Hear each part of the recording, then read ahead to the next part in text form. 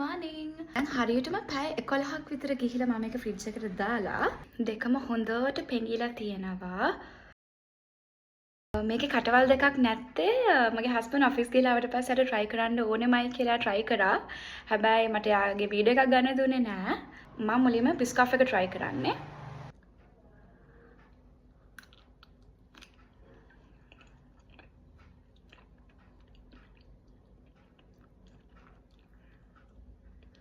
It's actually good, not bad.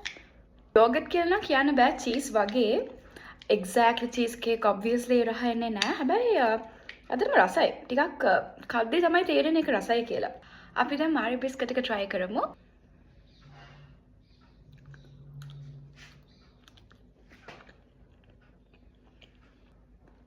හැබැයි මේක නම් පොඩ්ඩක් cheese cake පැත්තට බරයි. බිස්කෆ් එකට වැඩිය. බිස්කෆ් එක cheese cake රසක් වගේ නෙමෙයි. ඒක වෙන dessert එකක් වගේ. මේක නම් ඇත්තටම cheese cake රහක් එනවා කියලා කියන්න පුළුවන් මට. Thank you so much මගේ වීඩියෝ එක බැලුවට. ඔයගොල්ලොත් අනිවාර්යෙන් try කරලා බලන්න and comment එකක් දාන්න ඔයගොල්ලන් කැමති උනේ මොන version එකටද කියලා. See y'all. Bye bye.